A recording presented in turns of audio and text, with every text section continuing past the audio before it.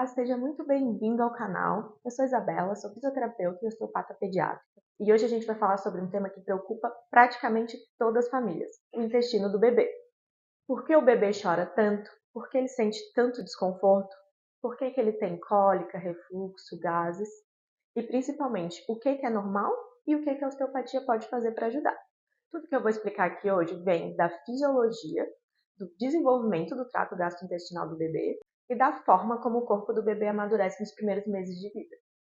Então, fica comigo até o final que vai fazer muito sentido para você.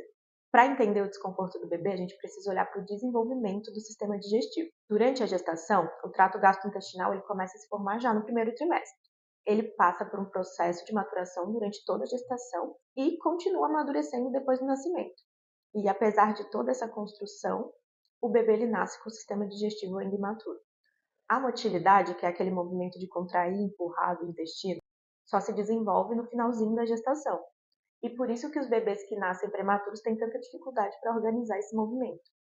E mesmo os bebês que nascem no tempo certo, eles ainda têm uma dificuldade, têm esse movimento mais lento e pouco coordenado. E o resultado disso são os gases, a distensão abdominal, as cólicas e o refluxo.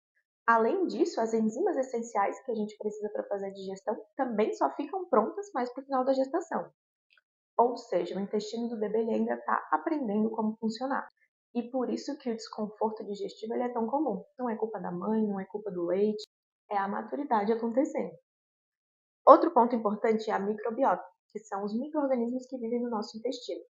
Ela influencia em praticamente tudo, digestão, gases, imunidade, e nos primeiros 6 meses tem baixa diversidade no bebê, porque ele só se alimenta de leite materno ou de fórmula.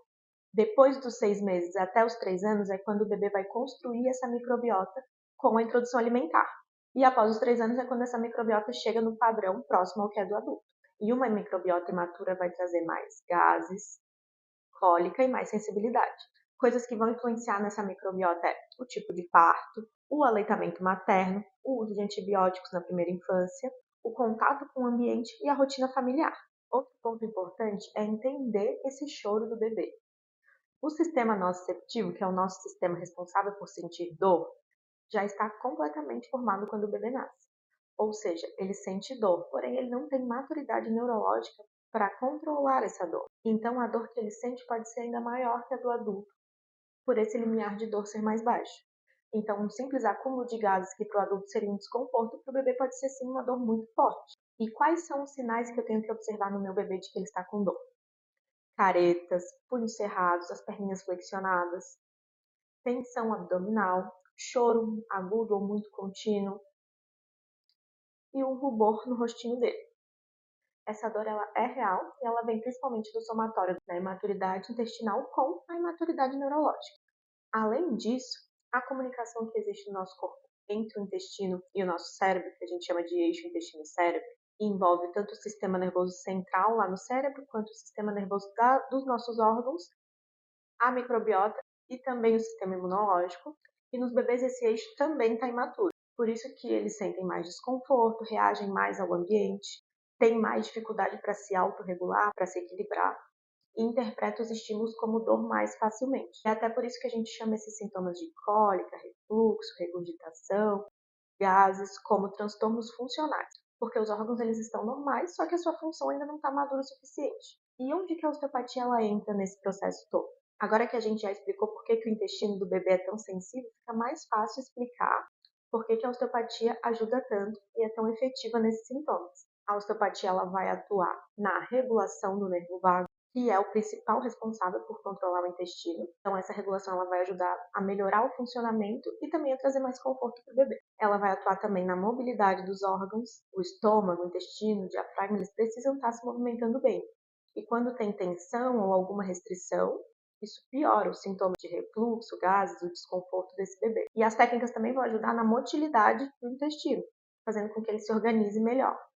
Além disso, equilibrar o sistema do bebê vai fazer com que ele reduza essa percepção de dor e melhorar essa autorregulação, ele conseguir se equilibrar sozinho. E trazendo todas essas melhoras para o bebê, a gente consegue indiretamente melhorar a ansiedade dos pais ou cuidadores, o que também faz parte do processo e ajuda na evolução do bebê. Mas além do tratamento, algumas mudanças simples em casa podem fazer toda a diferença.